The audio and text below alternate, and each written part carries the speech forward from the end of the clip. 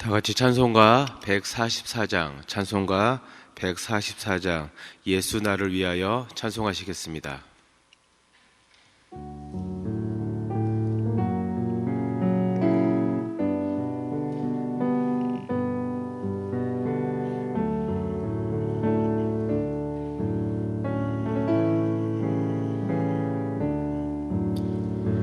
예수 나를 위하여 십자가를 질 때 세상 죄를 지시고 고초 당하셨네.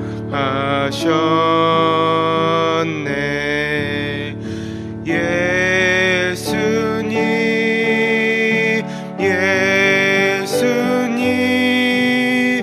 나의 죄 위하여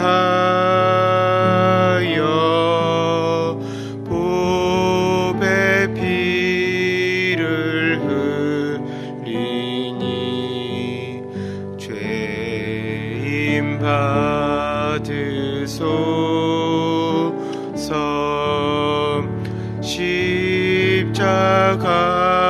십자가를 지심은 무슨 죄가 있나. 저무지한 사람들 메시아 죽였네.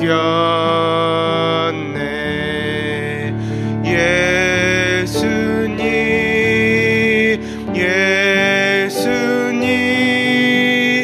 나의 죄 위하여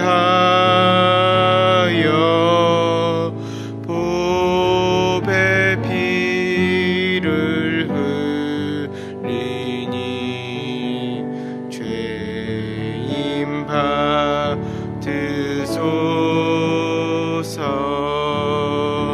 피와 같이 붉은 죄 없는 이가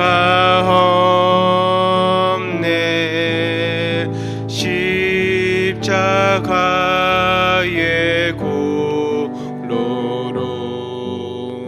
눈과 같이 되네. 예수님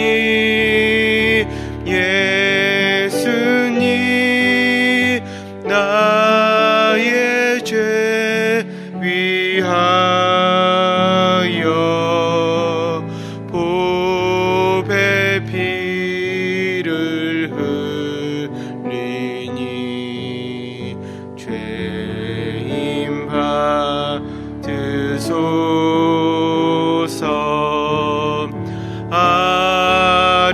아름답다 예수여 나의 좋은 친구. 예수 공로 아니면 영원 형벌 받네. 예수님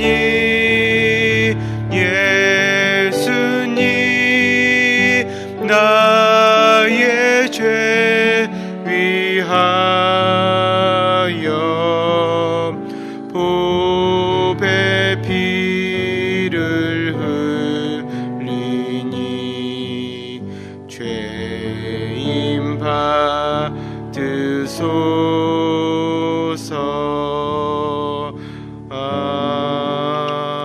아멘.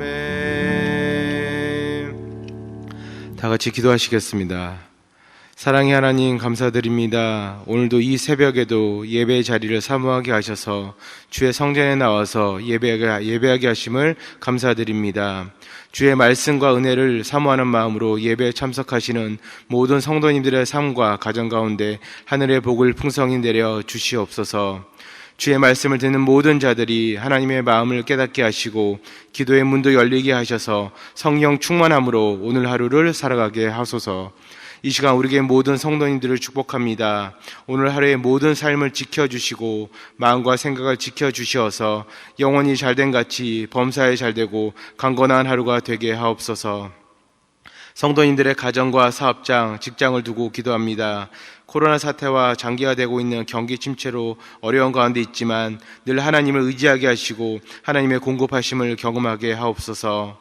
사랑하는 자녀들의 학업에도 은혜를 함께하여 주셔서 자주 바뀌는 교육 일정 가운데서도 주의 비전을 품고 열심히 공부하게 하시고 건강으로도 지켜주셔서 늘 강건한 몸과 마음으로 살아가게 하옵소서. 특별히 환중에 있는 성도님들을 위해서 기도합니다. 병상에서 하나님을 더 의지하게 하시고 하나님의 치료하심과 회복의 역사를 경험하게 하옵소서. 오늘도 우리 인생 가운데 복 주시기를 원하시는 하나님의 은혜에 감사하며 우리를 위해 십자가를 지신 예수님의 이름으로 기도드렸습니다. 아멘. 오늘 하나님께서 우리에게 주시는 말씀은 신명기 21장 1절에서 9절입니다. 신명기 21장 1절에서 9절입니다. 구약성경 293페이지 정도에 있습니다. 다 같이 교독하시겠습니다. 내 하나님 여호와께서 내게 주어 차지하게 하신 땅에서 피살된 시체가 들에 엎드러진 것을 발견하고 그 쳐 죽인 자가 누구인지 알지 못하거든 너희의 장로들과 재판장들은 나가서 그 피살된 곳의 사방에 있는 성읍의 원근을 잴 것이요 그 피살된 곳에서 제일 가까운 성읍의 장로들이 그 성읍에서 아직 부리지도 아니하고 멍에도 매지 아니한 암송아지를 취하여 그 성읍의 장로들이 물이 항상 흐르고 갈지도 않고 씨를 뿌린 일도 없는 골짜기로 그 송아지를 끌고 가서 그 골짜기에서 그 송아지의 목을 꺾을 것이요 레위 자손 제사장들도 그리로 갈지니 그들은 내 하나님 여호와께서 택하사 자기를 섬기게 하시며 또 여호와의 이름으로 축복하게 하신 자라 모든 소송과 모든 투쟁이 그들의 말대로 판결될 것이니라. 그 피살된 곳에서 제일 가까운 성읍의 모든 장로들은 그 골짜기에서 목을 꺾은 암송아지 위에 손을 씻으며 말하기를 우리의 손이 이 피를 흘리지 아니하였고 우리의 눈이 이것을 보지도 못하였나이다. 여호와여 주께서 속량하신 주의 백성 이스라엘을 사하시고 무죄한 피를 주의 백성 이스라엘 중에 머물러 두지 마옵소서 하며 그 피 흘린 죄가 사함을 받으리니. 다 같이 읽겠습니다. 너는 이와 같이 여호와께서 보시기에 정직한 일을 행하여 무죄한 자의 피 흘린 죄를 너희 중에서 제할지니라. 아멘. 오늘도 말씀과 기도의 자리를 사모하셔서 새벽 예배에 나오신 여러분들을 환영합니다. 말씀의 은혜 받으시고 기도 가운데 응답이 있으시기를 소망합니다. 오늘은 예수 인류의 대속물, 예수 인류의 대속물이라는 제목으로 말씀을 나누도록 하겠습니다. 오늘 본문의 내용은 간략하게 보면 시체 처리에 관한 문제를 이야기하고 있습니다. 그리고 특별히 살인자를 알 수 없는 시체 처리에 관해서 이야기를 하면서 그 알 수 없는 살인자가 짊어져야 할 죄를 대속하는 문제까지 이야기하고 있습니다. 먼저 오늘 본문 3절과 4절에서는 살인 현장과 가장 가까운 곳에 있는 암송아지 하나를 취하라고 말하고 있습니다. 그냥 암송아지가 아니라 멍에도 한 번도 매지도 않고 경작도 한 번도 하지 않은 가장 고귀하고 순결한 암송아지를 취하라고 말하고 있습니다. 그리고 그렇게 취한 암송아지의 목을 꺾어 죽임으로써 그 알 수 없는 살인자의 죄를 대신 지게 하라고 말씀하고 있습니다. 소설이나 이렇게 문학 용어에 보면은 복선이란 말이 있습니다. 앞으로 전개될 사건을 미리 짐작하게 하는 것으로 어떤 사건이 이렇게 우발적으로 일어난 것이 아니라 일어나는 것이 아니라는 인상을 주기 위해서 그 사건을 미리 이렇게 암시해 두는 것을 복선이라고 합니다. 문학에서는 복선이 있고 성경에서는 예언이 있습니다. 오늘 본문은 단순히 알 수 없는 살인자가 일으킨 그 미해결 사건에 대한 해결 방법이나 절차가 아니라 예언입니다. 멍에도 매지 않고 경작도 하지 않은 암송아지는 우리가 잘 알다시피 성경에서는 순결한 어린 양을 뜻하며 이 어린 양은 곧 예수 그리스도를 뜻합니다. 그리고 암송아지의 목을 꺾는다는 것은 피 흘리는 것을 뜻하고 피를 흘린다는 것은 어린 양으로 비유되는 예수 그리스도의 보혈을 뜻합니다. 베드로전서 1장 18절에서 19절에 이런 말씀이 있습니다. 너희가 알거니와 너희 조상이 물려진 헛된 행실에서 대속함을 받은 것은 은이나 금 같은 것이 없어질 것으로 된 것이 아니요 오직 흠없고 점없는 어린 양 같은 그리스도의 보배로운 피로 된 것이니라. 아멘. 왜 굳이 이렇게 살인사건이 일어났고 미제된 사건에 왜 굳이 피를 흘려야 하는지 우리는 또 의문을 가질 수 있습니다. 현대의 법처럼 이렇게 징역형을 살게 하거나 벌금을 매길 수도 있습니다. 그런데 왜 굳이 피를 흘려야 하냐는 것입니다. 그 해답은 히브리서 9장 22절에 나와 있는데 이렇게 기록되어 있습니다. 율법을 따라 거의 모든 물건이 피로써 정결하게 되나니 피 흘림 없는즉 피 흘림이 없은즉 사함이 없느니라. 이렇게 기록이 되어 있습니다. 순결한 암송아지의 목을 꺾어 죽이는 것과 우리가 또한 함께 동시에 눈여겨볼 부분은 오늘 본문 6절에서 8절입니다. 우리 다 같이 오늘 본문 6절에서 8절을 다 같이 한번 더 읽어보겠습니다. 시작. 그 피살된 곳에서 제일 가까운 성읍의 모든 장로들은 그 골짜기에서 목을 꺾은 암송아지 위에 손을 씻으며 말하기를 우리의 손이 이 피를 흘리지 아니하였고 우리의 눈이 이것을 보지도 못하였나이다. 여호와여 주께서 속량하신 주의 백성 이스라엘을 사하시고 무죄한 피를 주의 백성 이스라엘 중에 머물러 두지 마옵소서 하면 그 피 흘린 죄가 사함을 받으리니. 아멘. 그 대속의 제물인 그 살인사건의 미제에 대한 대속의 제물인 암송아지 위에서 이렇게 손을 씻고 그리고 그 암송아지 목을 꺾었다고 이야기하고 있습니다. 목을 꺾어서 피를 흘려놓고도 피 흘림을 하지 않았다고 이야기하고 있고 그리고 그 피 흘림을 보지 못하였다고 기록하고 있습니다. 그리고 심지어 무죄한 피를 머물게 하지 말라고 또 이렇게 이야기를 하고 있습니다. 이러한 모습은 인류의 대속 제물이 되신 예수님에게도 동일하게 일어났습니다. 마태복음 27장 23절에서 24절입니다. 제가 읽어드리겠습니다. 빌라도가 이르되 어찌 미냐 무슨 악한 일을 하였느냐 그들이 더욱 소리질러 이르되 십자가에 못 박혀야 하겠나이다 하는지라. 빌라도가 아무 성과도 없이 도리어 밀란이 나려는 것을 보고 물을 가져다가 무리 앞에서 손을 씻으며 이르되 이 사람의 피에 대하여 나는 무죄하니 너희가 당하라. 이렇게 기록되어 있습니다. 우리가 매일 읽고 있고 그리고 묵상하고 있는 성경은 66권으로 되어 있고 복음을 담고 있습니다. 그리고 복음 그 자체가 바로 성경입니다. 그리고 이 복음의 중심에는 예수 그리스도의 대속이 있습니다. 성경은 천지 창조를 시작으로 여러 믿음의 조상들의 이야기를 이렇게 담고 있습니다. 여러 이야기를 담고 있지만 그 성경이 결국은 이야기하고자 하는 것은 예수님과 그 예수님의 대속입니다. 대속이란 예수 그리스도가 자기 백성의 모든 죄를 지고 대리인이 되어서 모든 형벌을 대신 받는다는 뜻입니다. 이에 대해서 영국의 복음주의 설교자인 마틴 로이드 존스는 이렇게 이야기하고 있습니다. 구약의 제사는 그리스도의 모형이다. 이렇게 이야기를 하고 있습니다.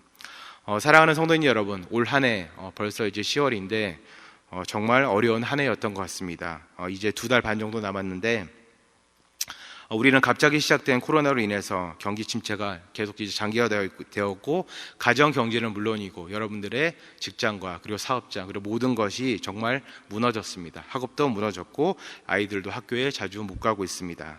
그리고 어느 나라 할 것 없이 정말 그 초기 대응이 미흡해서 정말 수많은 확진자와 사망자가 나왔습니다.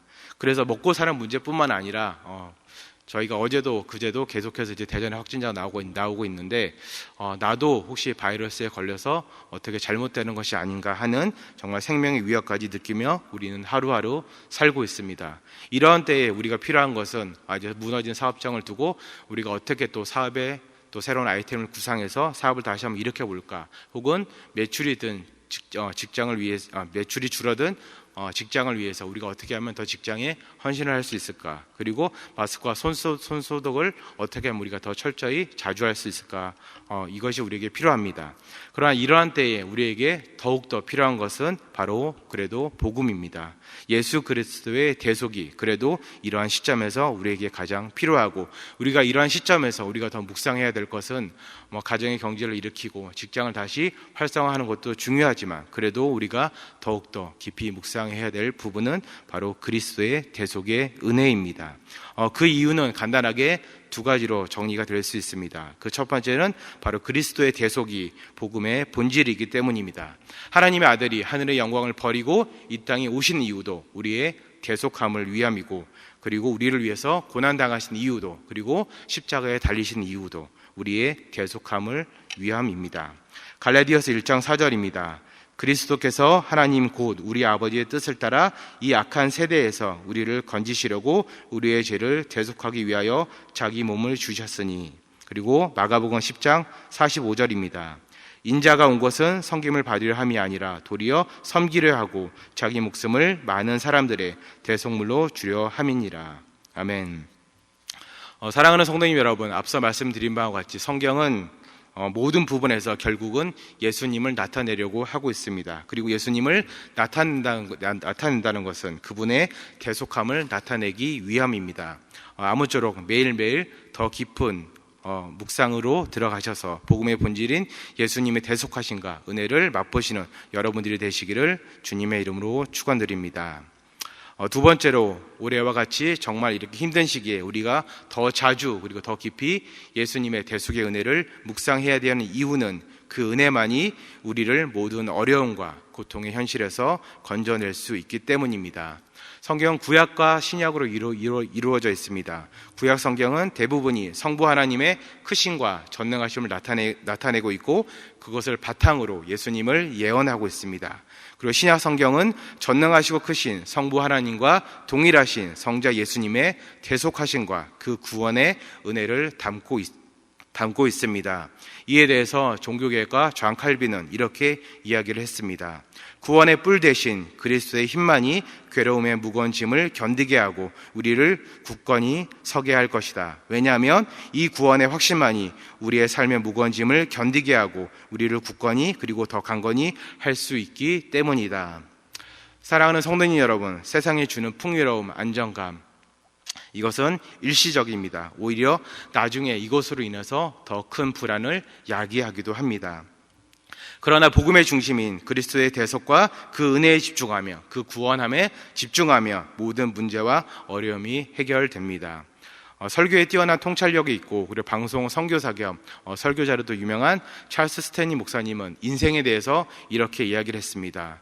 우리에게 문제가 다가올 때 하나님의 능력에 집중해야 한다. 왜냐하면 우리가 문제에만 집중하면 우리가 쓰러지지만, 우리가 하나님께만 집중하면 그 문제가 쓰러지기 때문이다. 사랑하는 성도님 여러분, 하나님의 능력이 무엇입니까? 정말 여러 가지가 있지만 가장 크고 위대한 하나님의 능력은 바로 예수 그리스도로 말미암은 대속입니다. 요한복음 17장 3절에 이런 말씀이 있습니다. 영생은 곧 유일하신 참 하나님과 그가 보내신 자 예수 그리스도를 아는 것이니라. 아멘. 말씀을 맺도록 하겠습니다. 제가 이제 저희 교회에 부임하고 나서 새벽 기도를 하면서 아마 가장 많이 부른 찬송이 오늘 부른 찬송가 144장 예수 나를 위하여 이 찬송이었을 것입니다. 이제 많은 성도님이 묻습니다. 목사님 왜 새벽 예배 때마다 다른 찬송도 많은데 이 찬송을 자주 부르세요? 이렇게 묻습니다. 지금까지 정말 제가 제대로 대답한 적은 없는데 그냥 좋아서요 이렇게만 대답했습니다. 오늘에서야 그 질문에 대한 정확한 대답을 드립니다. 제가 예수 나를 위하여 이 찬송가 144장을 자주 부르는 이유는 하루의 시작인 이 새벽에 다른 무엇보다도 예수님의 대속을 묵상하는 것이 설교를 하는 저나 그리고 예배에 참석하신 여러분들에게 영적으로 유익하다고 생각해서였습니다. 사랑하는 성도님 여러분, 복음의 본질인 예수님의 대속과 그 은혜를 더욱더 깊이 묵상함으로써 오늘 하루를 그리고 올 한 해를 또 남은 올 한 해를 잘 살아가시기를 주님의 이름으로 축원드립니다. 다 같이 말씀을 두고 기도하도록 하겠습니다. 우리 먼저 기도할 때 우리 앞에 놓인 문제보다는 하나님의 능력에 더 집중하도록 기도했으면 좋겠습니다. 그리고 계속해서 기도할 때 복음의 본질인 그리스도의 대속의 은혜를 더욱더 자주 묵상하게 해달라고 기도했으면 좋겠습니다. 그리고 그 대속의 은혜를 묵상함으로써 우리의 어려운 현실을, 이 나라의 어려운 현실을, 우리 가정과 우리 교회의 어려운 현실을 넉넉히 이기도록 기도했으면 좋겠습니다. 다 같이 기도하실 때 주여 한번 크게 부르고 기도하시겠습니다. 주여! 사랑의 하나님 감사드립니다. 하나님 주님의 은혜 앞에서 아버지 안에 오늘도 저희를 이 새벽 제단에 불러주시고 하나님 말씀을 듣게 하시고 주를 찬양하게 하시고 무엇보다도 주님의 대속하심을 묵상하게 하심을 주님 너무나도 감사를 드립니다. 주님 우리 앞에 놓인 문제보다는 정말 하나님의 능력에 더욱더 집중하게 하옵소서. 하나님의 능력인 그 그리스도의 대속과 은혜에 우리가 더욱더 집중하는 우리가 될 수 있도록 도와주시옵소서. 바쁜 일상 가운데 힘든 일상 가운데 아버지 하나님 무엇보다도 우리가 하나님의 능력인 그리스도의 대속을 묵상함으로써 우리가 이 어려운 현실을 넉넉히 이겨낼 수 있도록 주님 도와주시고 함께하여 주시옵소서. 정말 아버지 하나님 너무나도 바쁜 현실이고 아버지 하나님 무엇보다도 그런 현실이지만 저희가 정말 무엇보다 저희 환경을 주님께서 개선시켜 주셔서 무엇보다 말씀을 더 가까이 하게 도와주시고 하나님의 그 은혜를 저희가 매일매일 묵상하는 저희가 될 수 있도록 인도하시고 도와주시옵소서. 그리고 그래서 어려운 가정 이 환경과 그리고 이 교회의 현실과 이 나라의 현실을 두고 우리가 기도할 때 예수 그리스도의 은혜를 묵상함으로써 넉넉히 이겨낼 수 있도록 주님 함께 하시고 도와주시옵소서. 매주 수요일은 특별히 우리 교회 교육부서와 다음 세대를 위해서 기도하는 날입니다. 이 시간 기도하실 때에 주여 우리 교회의 모든 교육부서를 살려주시사 은혜 충만하게 하여 주옵소서. 교육부서를 섬기는 모든 사역자들과 교사들 위해 성령으로 기름 부어 주옵소서. 우리 자녀들을 다음 세대를 이끌어갈 하늘의 지도자들로 사용하여 주옵소서. 그리고 계속해서 기도하실 때에 담임 목사님을 위해서 기도하시고 함께 동역하시는 장로님들과 교육자들이 사랑으로 하나 되어 온 교회가 성령으로 충만한 가운데 부흥의 역사를 이루게 해달라고 교육부서와 다음 세대를 위해 합심으로 기도하신 후에 자유롭게 기도하시면 되겠습니다. 이 시간 기도하실 때 먼저 저를 따라해 주시기 바랍니다. 주여 우리 자녀를 살려 주옵소서. 주여 우리 자녀를 살려 주옵소서. 다 같이 주님 이름 크게 한번 부르고 기도하시겠습니다. 주여!